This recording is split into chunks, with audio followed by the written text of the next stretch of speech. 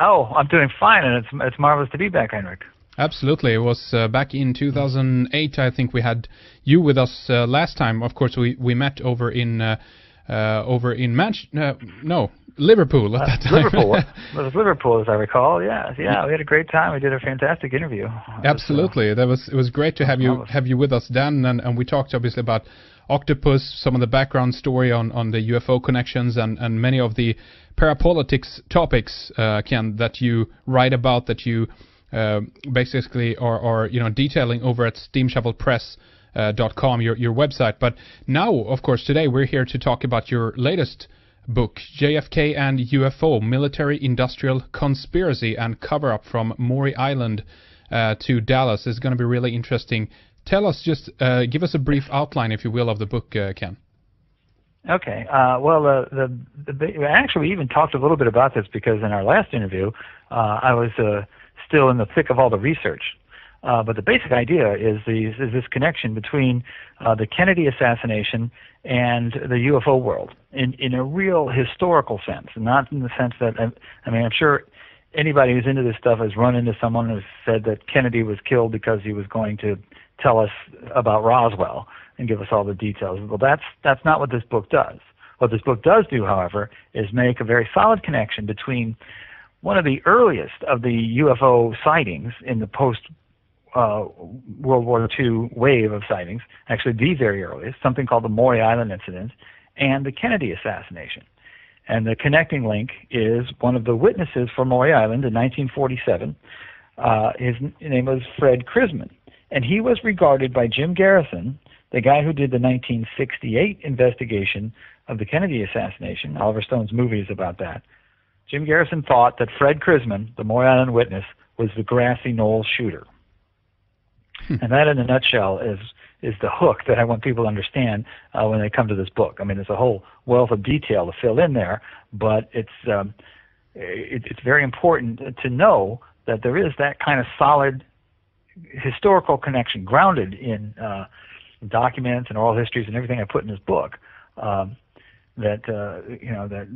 JFK assassination, because many people will just not even discuss the assassination if you bring up UFOs. It just True. You get the laughter curtain wrapped around it, right? But it's very important to understand what that's all about. Well, that is very, very interesting, isn't it now? Because do you know some of Jim Garrison's reason for coming to the conclusion that this was Fred Crisman then? Garrison was put on the trail to Crisman by an anonymous letter that he got at the time of his investigation in the late 60s that said that Fred Crisman was connected to the assassination via his connection to Clay Shaw, who is the person that Garrison eventually did take to trial. And again, you can see this in Oliver Stone's famous JFK movie. You won't see Crisman's name mentioned, but he does make the point that the Clay Shaw trial was a toehold on the greater conspiracy. So Garrison had in mind that Crisman was the shooter, but he didn't have what it would take to bring Crisman to trial. He did subpoena Crisman, though, and he had a long interview with Crisman. And there are many notes about Crisman and a lot of things that emerged through the Freedom of Information Act that indicate that this was, Garrison's idea of who the trigger man was. Maybe not the organizer, maybe not the prime mover of the assassination, but the guy who pulled the trigger from the Grassy Knoll. And again, he got this from an anonymous letter, but at the same time, in the JFK research community, there was circulating what was called a samizdat, or an underground document called the Torbit document, which was the first inkling of the background to the assassination that was not at all connected to the Warren Commission cover-up report. And in the Torbit document, they too said that Fred Crisman was one of the Grassy Knoll shooters. Very, very strange. Yeah. That's interesting because the Maury Island, the UFO incident, that happened back in 47, and so there's quite a bit of time there. And what's the backstory of Fred Crisman then, and why was he involved in this? A witness to this? Was he working there close to where this happened, or what's the backstory there? Well, Crisman has a very, very curious background, and it's still not fully understood. He was the second witness to the Maury Island case. The original Maury Island event was actually witnessed by Crisman's partner, a guy named Harold Dahl, who was boating around in Puget Sound, basically capturing logs and that are branded for a company, logs that have broken loose from the regular stream, returning those logs to the company for a reward. That's what he was doing for a living. When he saw half a dozen flying saucers in the sky above Puget Sound, one of them was wobbling, and it started spilling all this stuff out, two different substances, a black one and a white one. And some of it actually hit his son's arm, and his son had to be taken to the hospital. Some more of it hit his dog and actually killed the dog. Carcass had to be thrown into the river.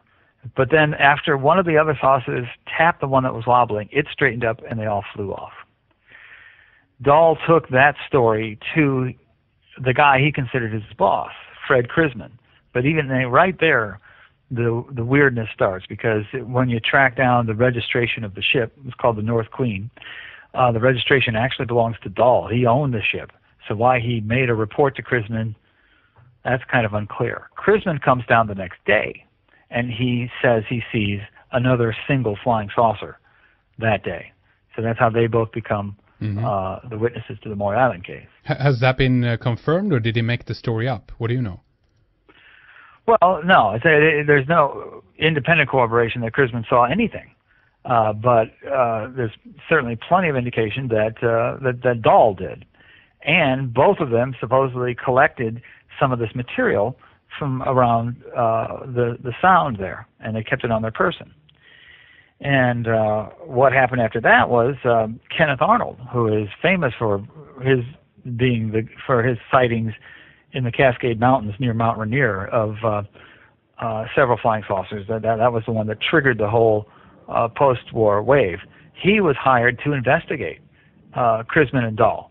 And he talked to both of those guys, and he brought in another investigator, Emil Smith. They all met at this place, this Winthrop Hotel, that was later discovered that it was bugged.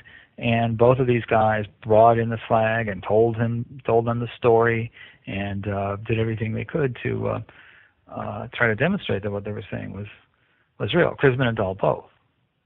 These events are obviously very close. Let me see if I get the dates correct. Kenneth Arnold's UFO sighting was June 24th, 1947. And that sounds right. I don't have the book handy, but Maury Island was 3 days previous to that. 3 days previous. Wow, that's really close then. That's interesting.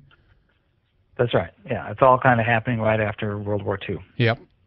1947 comes up a lot, of course, in the work of esoteric topics and parapolitics, as it were. But so, yes, it's true. Do you think, Ken, that we're talking about the same? Is there any indication that we're talking about the same types of crafts or whatever they were that actually witnessed here in these two cases? Well, there is actually a theory that what Arnold witnessed. Remember, all the flying saucers were, once the one was repaired, they flew off. Maybe a few days later, these are the same group of saucers that Arnold saw. And then maybe close to a month later, the wobbling one was still in disrepair and it crashed in Roswell. So there is this whole kind of unified saucer theory that you can superimpose over the dates. I can't say much more than that. Could all just be a coincidence. But clearly there is a direct connection in that Arnold was hired to investigate. Yeah, absolutely. Absolutely. The Roswell crash, remind us again, when was that? That was in July 47, right? It was in July, yeah. July. Yeah, I'm sorry, I don't have the specific dates. I don't actually have the book in front of me right now. But it was in July, and it was later. But the curious thing about this is that also at the same time, in the same area, the Pacific Northwest, we find an FBI guy, a special agent in charge named Guy Bannister, who later also became important in the Kennedy assassination. But here he is in the same place in 1947 in the Pacific Northwest, and he's involved in a UFO incident. A 30-inch flying saucer is turned over to Guy Bannister.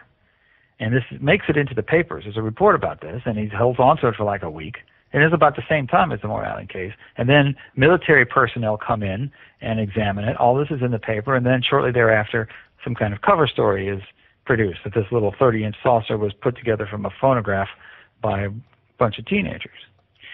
Well, also, famous among Roswell researchers is a note that J. Edgar Hoover wrote talking about possibly cooperating or not cooperating with the military when it comes to flying saucers. It's a famous little note. He says he's not inclined to cooperate because they wouldn't turn over what they had in what's typically been read as the L.A. case. It's in Hoover's handwriting, so you can't really make out what that L.A. really is. And Roswell researchers are trying to say now that the L.A. actually looks like S.W., which would stand for Southwest. You know, they're trying to tie it into the Roswell case.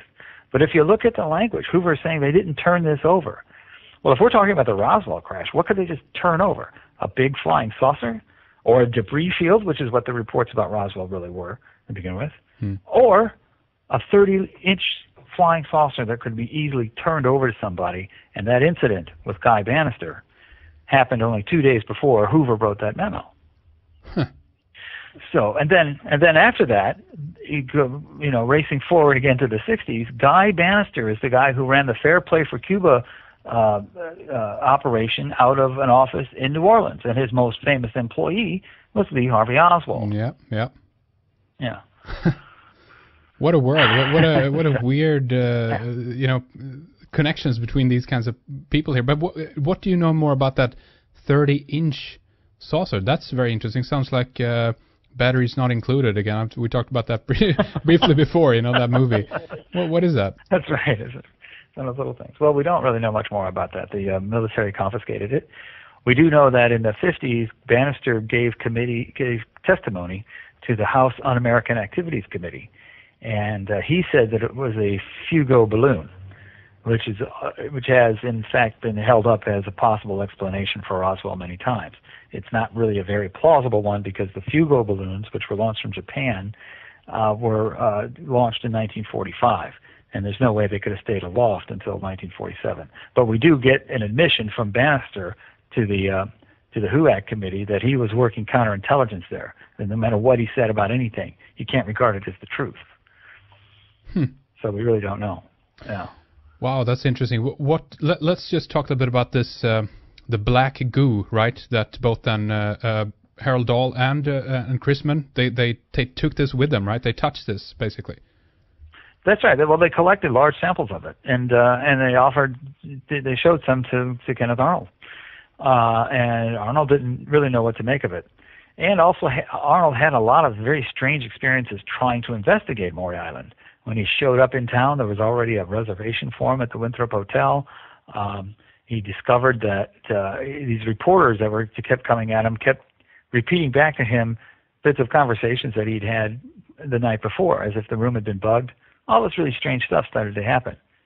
So after a while, he actually gave up, and he called in two Air Force investigators, Lieutenants Davidson and Brown, who I'm reluctant to call them Air Force people because the Air Force actually wasn't created at that point. They were Army Air Force. Right. Yeah. And and these two investigators came in.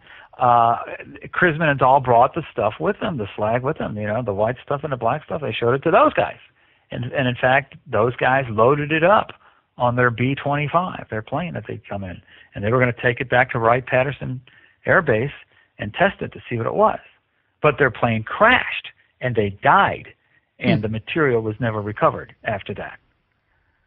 Wow. And there was no government investigation. They sent out a counterintelligence team that did a report saying, well, we can't find this stuff. If anything like this ever comes up again, the office that you need to send this to is the Foreign Technologies Division, which is exactly where Philip Corso said they parceled out the Roswell stuff. Mm-hmm.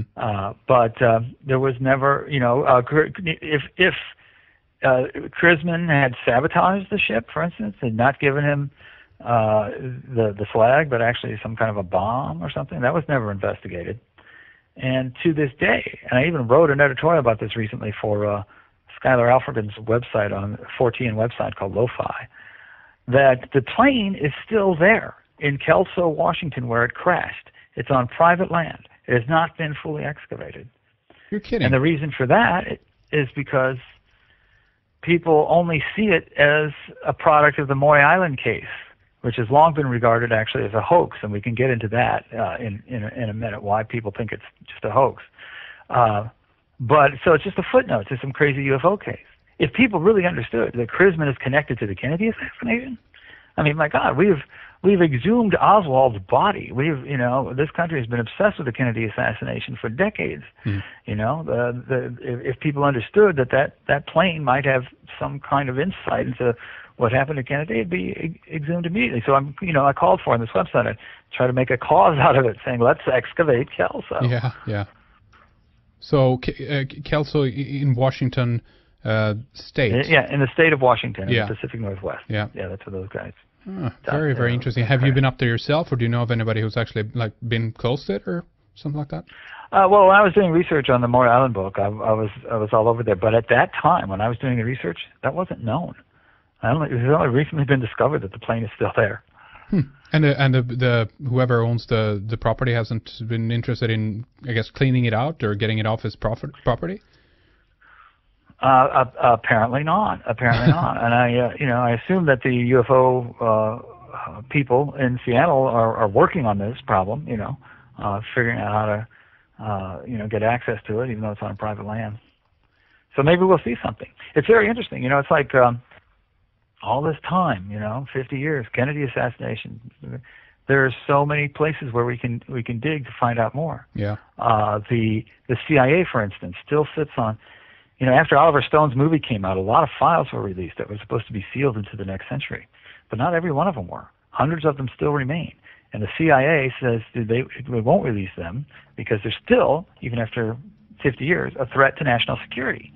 Well, those files all involve the anti-Cuban community that Crisman was a part of in New Orleans and in Florida. That's what Garrisons said.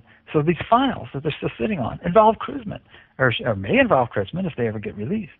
There's some Washington Post reporter now suing to get them released. But there's Kelso, there's that. There's all kinds of places to look at to try to come to a bigger understanding of this thing. Yeah. So tell us about why it's considered to be a hoax, the Maury Island case. Yeah. Well, that's part of the reason that people that there isn't that much energy put behind this is because Harold Dahl, the main witness, after a while, started claiming that it was a hoax. So if you get your main witness saying that, then that's the end of it, right? But the story behind that is that Dahl was actually very forthcoming, telling everybody who would listen right after it happened what had happened to him, as anybody would be. You see flying saucers, your kid's arm gets burned. You have this event. He's telling everybody that. And then, guess who shows up? Who shows up every time there's something like that? The Man in Black? The Man in Black. Yeah, right. The Man in Black, exactly. A Man in Black shows up and he sits down with Dahl and says, look, if you keep telling this story, bad things are going to happen to you. And Dahl didn't believe it, He said, who's this guy, Although he was kind of freaked out because the guy knew details of the story that he couldn't possibly know. But he kept telling the story. Then all of a sudden, the sun, who was damaged by the slag that fell from the saucer, disappeared. Showed up weeks later, bussing tables in some restaurant in Wyoming without any memory of how he got there. His wife, Dahl's wife, fell gravely ill. His business started falling apart. I mean, his life was made hell after that. And at that point, he says, okay, I get it. I will shut up. It's a hoax. Forget it. I don't need this grief. And so, the Man in Black did his job. And even UFO researchers who, even quality UFO researchers who've gone in to look at this stuff. And it's in the Maury Island case is actually discussed in Ed Ruppelt's book, the famous book on the report on unidentified flying saucers. He changes all the names, but he's got the story in there. But even good researchers will dismiss it because, clearly you've got the main witness saying that it's not true. But they don't make that link then to the Man in Black. Yeah. And I think, Nick Redfern has a great book out now on the Men in Black. Also, just recently reprinted was my old writing partner's book called The Case Book on the Men in Black. Jim Keith that's right. wrote a great history of this. And I wrote a new introduction for that book. So I would urge anybody who, if that's the mental block they have to trying to understand what Maury Island and the JFK UFO thing is about, go read one of those books and try to come to grips with what the Men in Black are and what they really do, and then you can maybe move forward with an understanding of what happened after that. Has Harry Dahl ever talked more about specifically about the Men in Black, though? I mean, obviously, if that was the case, he would have been warned not to talk about anything at all. I understand that, but is there anything more in terms of his account of the Men in Black that we know about? Well, he kind of dummied up after that for a long time, and Fred Crisman kind of disappeared, particularly after that plane crash. And it's only in the 60s, again, that there are a series of letters to different UFO researchers, Lucius Ferris and Gary Leslie and these guys, in which they're signed by Dahl, but there's plenty of reason just to indicate that it's just Crisman writing, in which they bring up the whole Maury Island case. It never gets to the point where they're talking about the Men in Black anymore. I mean, it's right offhand, I can't remember the first time that's reported, but it's more at that point in the 60s. It's more like Crisman is trying to be some kind of small celebrity amongst UFO people, and he has there are these letters talking about what a great man Fred Crisman is, signed by Harold Dahl, and it seems more likely that it's Crisman. So no, there's not that. But there is another interesting angle to this whole thing, too. In 1968, there was a television show that so many people still remember called The Invaders, and it starred a guy named Roy Finnis as this architect who knows about the secret alien invasion, and every week he's trying to tell people about it, but he can't get people to believe it. Crisman made the claim that show was about him. And one of the theories behind the whole slag thing is that maybe Crisman held on to the slag to kind of more or less blackmail himself into a more secure position as an assassin or a counterintelligence person or somebody who does different assignments behind the scenes, because he was disappeared for 20 years. And one of the choice assignments, of course, would have been the Kennedy assassination. But he's saying that this is all being, that some version of his life is being broadcast in this show. Sounds crazy. But shortly after a guy named Mark Felt died, Mark Felt was identified as Deep Throat in the Watergate investigations. Mm-hmm. And it was learned that he was also a consultant to that production company that created The Invaders. So, there's proof that those kinds of people do that kind of thing. But more so than that, and this is just something, this isn't even a book, it's just something I recently realized reading his obituary, that Felt was also up there in the Pacific Northwest in the late 40s, working for the FBI. His job was to review employment applications to the Hanford nuclear reactor there. Guess who applied for a job there? Fred Crisman. Crisman, yeah. Interesting. Yeah, so you've got a direct link, so this idea that the Invaders TV show was based on the life of the guy who was, at the time the show was being broadcast, was being subpoenaed by Jim Garrison as the Grassy Knoll shooter. It sounds just totally bizarre, right? It is really bizarre, isn't it? Everything about it seems to prove true. So did aliens assassinate JFK? I gotta ask it. I can't avoid it. Yeah, sure. Why not? No, it's a little bit more complicated than that. Garrison's idea was that Crisman pulled the trigger at the behest of his employer, who he considered to be Boeing Aerospace. And Boeing had lost a contract.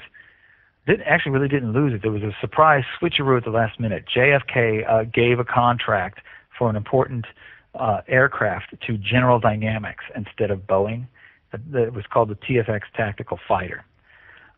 Now, when you say military-industrial complex, as part of the title, it is kind of complex. What Garrison was trying to make the point about is that Crisman, while working for aerospace industries, Boeing, that was upset because of this contract thing, was part of a whole kind of plot that involved all kinds of corporate sponsors of the global warfare culture, people that didn't want Vietnam to end, like Bell Helicopter. And that's what Kennedy was doing when he was shot. He was beginning to reverse our role in Vietnam. And the first thing, of course, that Johnson does when he becomes president is he reverses Kennedy's executive action memoranda and starts building up in Vietnam. So there's all that. Now, what happened with the TFX fighter is that it eventually became the F-111, which was a fighter project that was eventually sold to Australia, creating a funding corridor that also led to the development of Pine Gap in Alice Springs. Mm-hmm. Pine Gap is the Australian equivalent of Area 51 in the United States. And it's from there that an understanding of the biography of Lee Harvey Oswald becomes important. Oswald was stationed at Atsugi, Japan, where the U-2s flew out of. He defected to the Soviet Union, and shortly thereafter, somehow they got information that allowed them to shoot down Gary Power's U-2.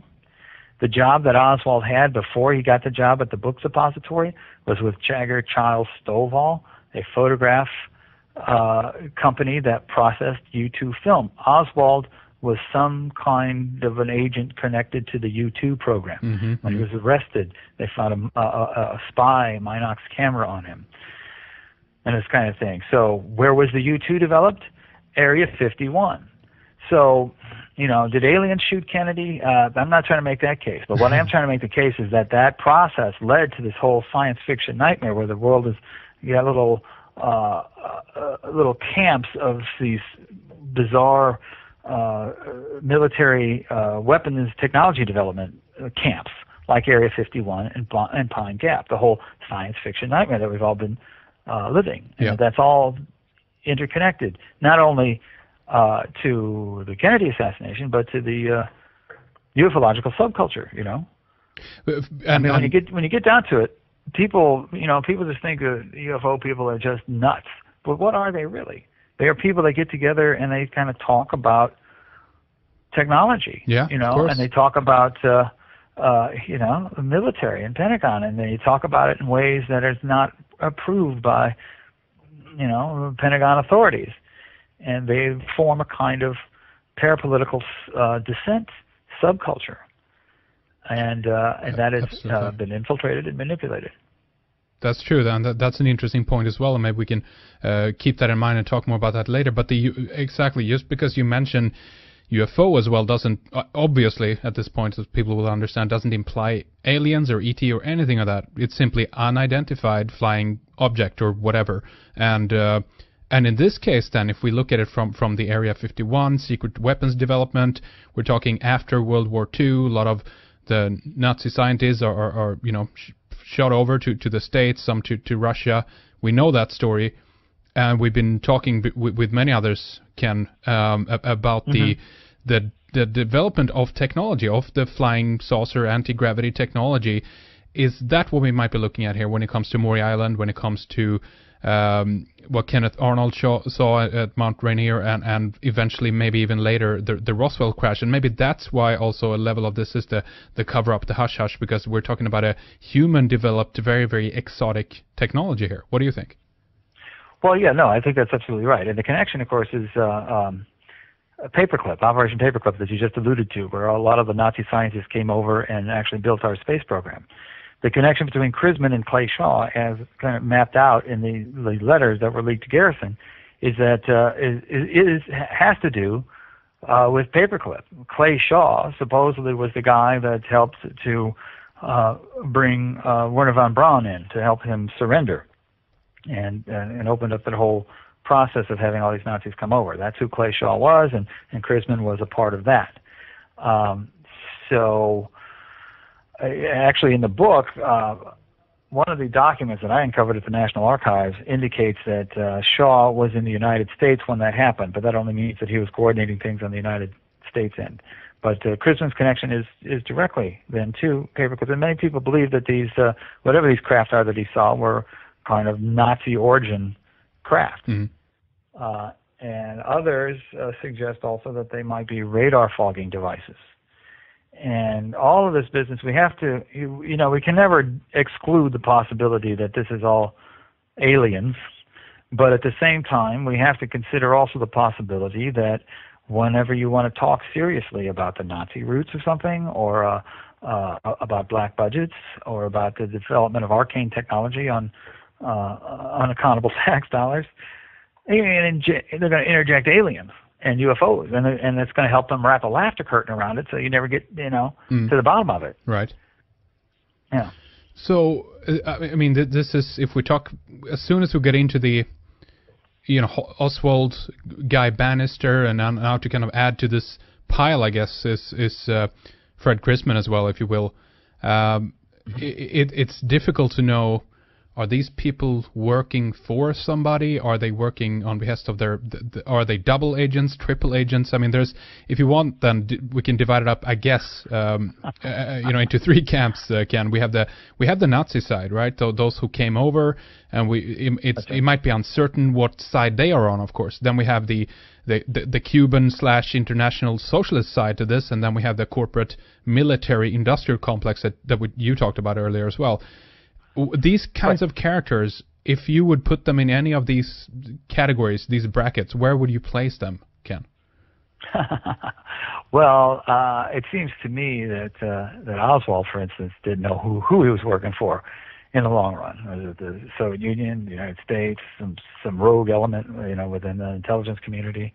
I think a lot of the stuff gets, because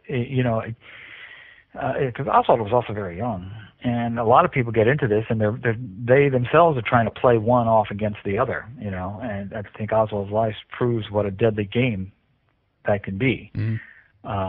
So I would say that even the players don't even know. Like I said, Crisman's role, and a lot of it's all kind of compartmentalized. Most people believe that the Kennedy assassination was pulled off by the Pentagon in one form or another. But that's not who Crisman was working for. He was working for one of the aerospace contractors to the Pentagon, kind of a thing. So it's all, it's all quite complicated, and it's not, in terms of, one story that's kind of illuminating is that we know that von Braun and Walter Dornberger and all the paperclip scientists were the masters of Nordhausen, Mittelwerks, the creators of the V2 bombs and all this other stuff. Kind of, they believed that they were just passionate scientists, but they led many people to lives of slavery and early death. But when those camps were liberated, they weren't liberated. The Allies bombed them. The slaves that were slaving under von Braun were then killed. Mm-hmm. It's not like they were liberated. And so this idea that I don't think you necessarily have to trace it directly to Nazis, because remember, JFK's father, Joe Kennedy, lost his ambassadorship to the UK because he said to the world, "Hey, democracy's over." He had Nazi sympathies. Prescott Bush, George Bush's grandfather, was censured by Congress because of his Nazi connections. Most of the original Nazis are dead, but that whole thrust, that whole ideology of fascism exists in many forms still. Absolutely, and I mean, I agree. Let us remember Anthony C. Sutton's work as well. Where did the money come from to sponsor the Nazis? There are theories out there that they were merely a smaller cog in the wheel, although they were successful and obviously very, very influential, but there might be much more behind them, and the reason why they attained so much power so quickly, Ken. Right. It's a military-industrial complex. I.G. Farben gave them, gave money to the Nazis. It was, Eisenhower warned about this. I mean, everybody could see it coming. A military-industrial complex. It's, not just, what do they call them, brown shirts and booted thugs or whatever. It's corporate control. Yeah. Kennedy's ambitions to go into space, does that have anything to do with this story, do you think? Well, again, it was the last speech that JFK ever gave was about the TSX tactical fighter. And one time I produced the only published version of the Torbit document with added material from me, an introduction, and some photographs. And one of the photographs has Werner von Braun next to Kennedy, and it's like September of '63. And according to von Braun's memoir, they had some kind of argument after the photograph was taken, and specifically it was about what kind of propulsion system we were going to use to get a man to the moon. Well, von Braun was a rocket scientist. You know, he was saying, well, you should use rockets. What? What was JFK arguing for? And this moves us all into the whole moon hoax theory and the fact that you don't see a blast or a blast crater from the lander as it takes off and all that curious stuff, which I don't think in the long run means we never went to the moon. But you know, exactly what kind of a propulsion system we used. I mean, certainly there is a level of secrecy to our most advanced technology. You bet. And yeah, so there's a big component of that. The book, the Torbit document edition that we created was called NASA, Nazis, and JFK. And even though it touched a lot of bases, I tried to emphasize exactly what the links were to the space program. There's another famous photograph, and we have it in the book, of Johnson being sworn in on Air Force One, and he looks over to a congressman named Albert Thomas, and Albert Thomas winks at him. The wink. It's called the wink photo. That's right. That's an amazing one, isn't it? Yeah. Well, you know, Thomas was the guy who was responsible for the funding of NASA. That's why NASA, in fact, is in Houston. I mean, if it developed under Kennedy normally, it would have been in Boston or something. Mm-hmm. But he was the head of the committee that created the funding for NASA. Wow, that's interesting. So, so obviously the space race, the ambitions of the military-industrial complex to reach into space is part of this, obviously, and. But the question is to what extent? Not just to reach into space. Remember, Kennedy was this inspirational figure, and you know, he tried to touch the most noble ambitions of the American people to do this kind of thing. What the military wants to do is to weaponize space. You know, they want to create the Death Star or Star Wars under Reagan. Remember the SDI initiative, and all that kind of thing. Yeah. So basically what they wanted to do was kind of destroy the idea that Kennedy had put forth, that you can be a brave explorer and explore space in if not a peaceful way, but one that you know wasn't. We didn't have to bring this global warfare culture that we have out with us, kind of a thing. Yeah. Absolutely. It's a very interesting. You know, how all of this is pieced together. There is another aspect to this I want to ask you a little bit about as well that has to do with Shaver, the Shaver mystery. We have Ray Palmer, yes, publisher of the Amazing Stories, yes, and then the connection, if there is any, to the the underground lore stuff, Dulcie, etc. Tell us about that, Ken. Well, there is a big connection, actually. It was Ray Palmer who hired Kenneth Arnold to investigate Fred Crisman and Harold Dahl in the Maury Island incident. He was publishing these pulp magazines before Arnold even ever witnessed anything. And one of his great accomplishments as a publisher was that he discovered the works of Richard Shaver, who was a welder in Trento, Pennsylvania, who started picking up signals from his welding equipment that told him about an underground civilization called the Deros.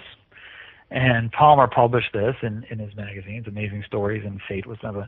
And the response was just overwhelming. People started writing in saying, hey, I know about that. I've been there. I've done that. I've seen those people. I've encountered the Deros. And people took it all as quite real. It was no longer just a science fiction pulp magazine.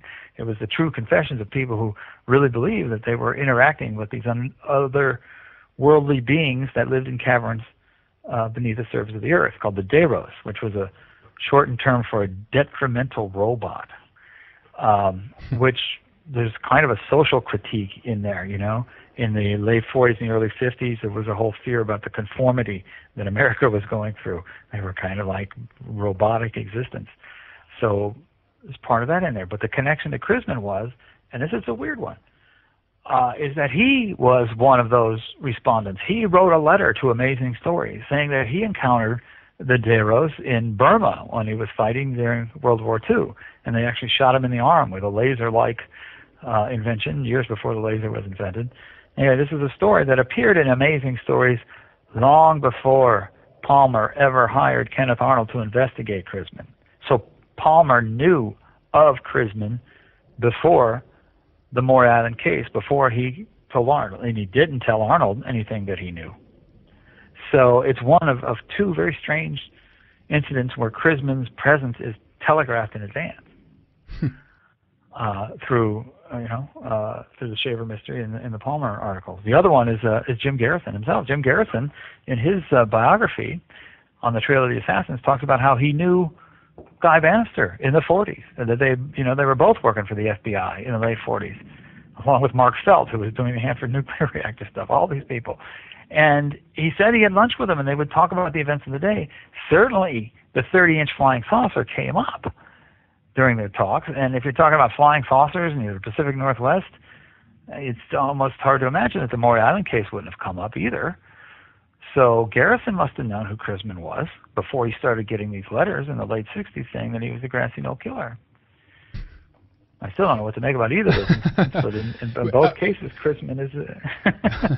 Well, are these... okay, well, I guess we can look at it from 2 points of view. Of course, there's always more, but if we examine the stories, it's almost like they are leaving a trail of absurd stories, some of these people, and maybe even, I'm not saying they are, again, but just let's play the devil's advocate here and try to figure this out. This is hoaxes, right? These are absurd stories that are kind of dropped along the way so that anybody who might investigate these people, their credibility would just go out the door because of these absurd stories. That's one possibility, I guess. I don't know if that would imply that they're still working for somebody, that they actually are, to a certain extent, if you will, then Ken, they're mind control, right? They're a double, triple agent to just walk around in these, among these strange, in these strange stories, basically, and spread the word about this. What do you make of it? What do you think? Well, I mean, that's kind of like the chore of the research, is to figure out how much of it is that and what is real. If it was just a matter of injecting weirdness, if Shaver or if Palmer was doing that, why didn't he tell Arnold about his past with Crisman? That would have done it. So yeah, I think what you're saying is right. We don't know Crisman. Crisman is widely regarded as a con man. And a lot of the so-called documentation about his life is written by him, So we have to, put that look at that askance to a certain extent. But obviously he was there. He did do something, and Garrison was no fool. And Garrison was the only person in the history of the country to amass the resources that it took to produce any kind of prosecution for the Kennedy assassination. So we have to look at that, and from that we have to determine what is real. I mean, what is real and what is.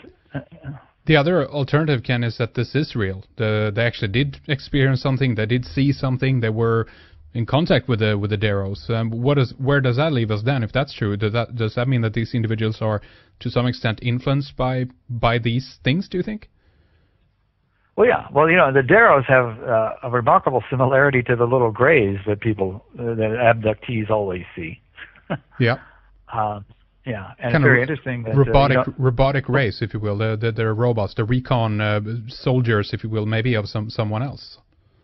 Yeah, kind of like androids. It's very interesting that when he died, there was a story that Crisman felt that when he was in the hospital, apparently the story goes that he was reading Bud Hopkins, who recently passed away. Yeah, that's and from reading that, he started getting these ideas that he was an abductee himself.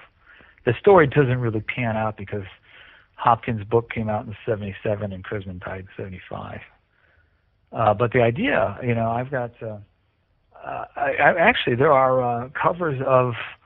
I don't know if it's a Palmer pulp or not, but there's like Astounding Tales from the 1930s where you see a little gray guy invading the dreams of somebody who's asleep, an abductee thing. It's been a phenomenon that's around for a long time. Absolutely. And that actually brings me to another point I want to ask you about, Ken, because as we've been detailing with others, there seemed to be evidence that the UFO story of whatever they are, then if we talk about the ET alien connection or interdimensional beings, what have you, is something that has been going on for a long time. Do you believe that's true, or do you think that we actually are seeing the beginnings of this story around 47 then, with all these events that we've been talking about? What do you think? Well, I think it's pretty clear that people have been seeing UFOs throughout the history of mankind. But there is a particular intensification of it after World War II. And that could just simply be that finally, the war is over. People are finally turning their attention to everything else that's going on. I mean, people saw Foo Fighters during the war and all that, but Ezekiel's wheel and all that other stuff. Right. Yep. Those things are happening. So. Very, very interesting. There's so many things here that we need to detail and talk more about in the second hour with you, Ken.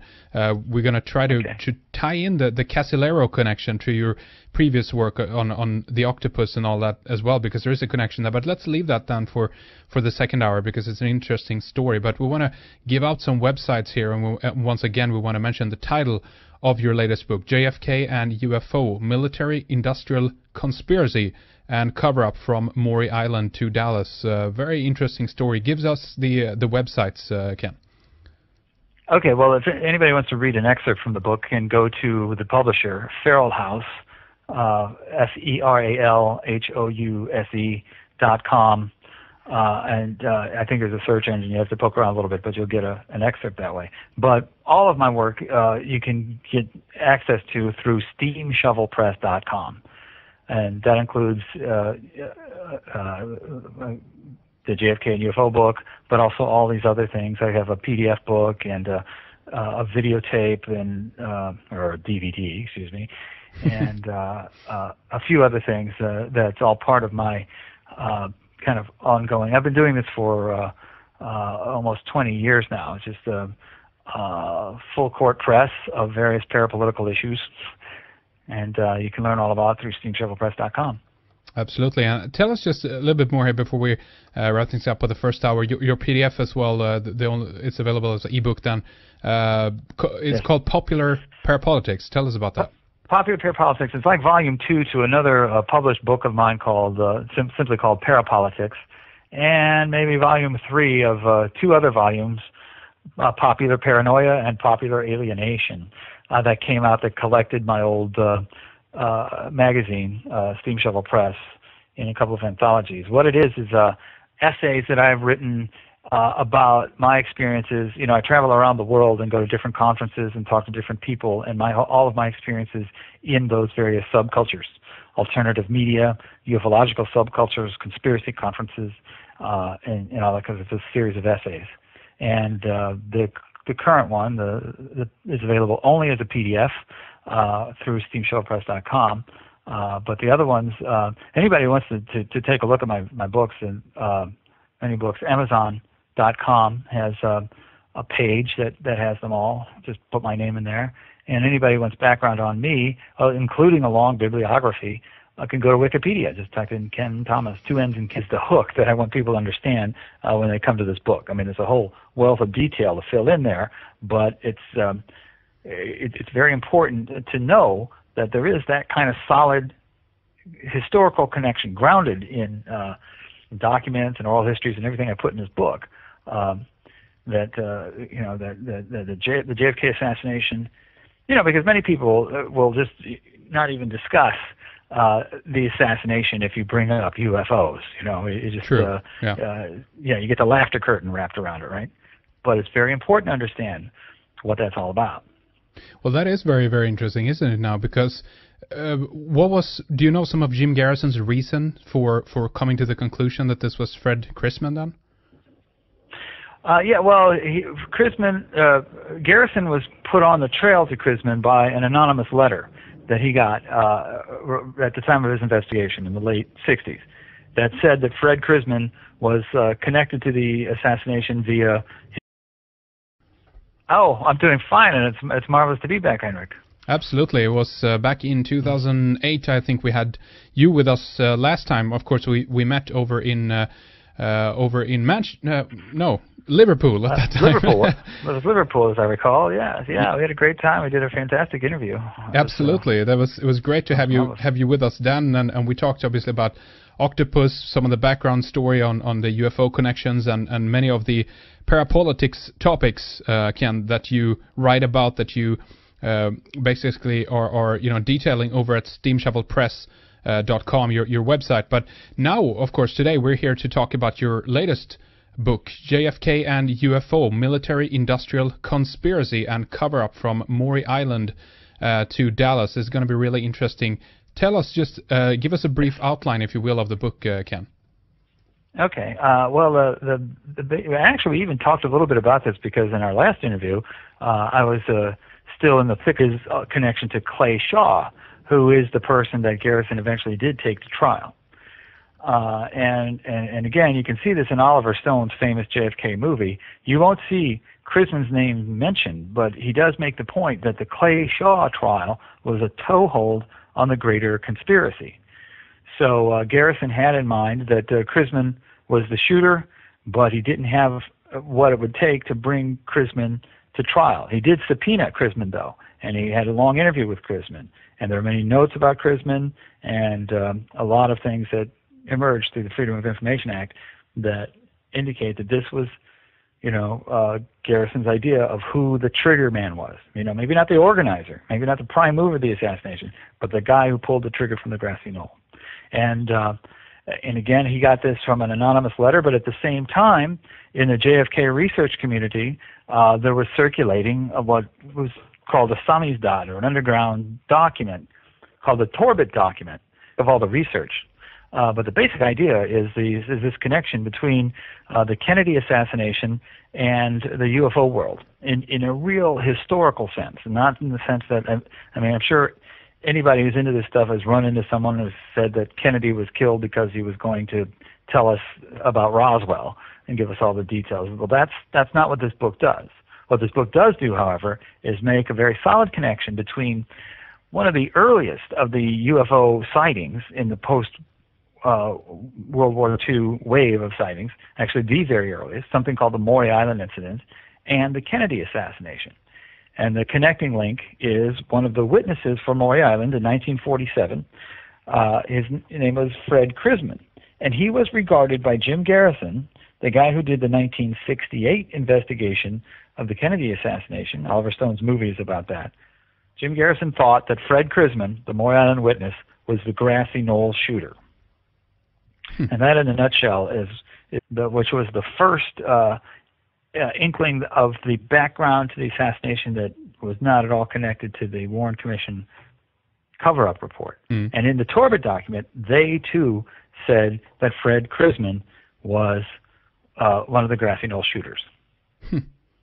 Very, very strange. Yeah. That's interesting, because the Maury Island, the UFO incident, that happened back in 47, and so there's quite a bit of time there. And what's the backstory of Fred Crisman then, and why was he involved in this? A witness to this? Was he working there, close to where this happened, or what's the backstory there? Well, Crisman has a very, very curious background, and it's still not fully understood. He was the second witness to the Maury Island case. The original Maury Island event was actually witnessed by Crisman's partner, a guy named Harold Dahl, who was boating around in Puget Sound, basically capturing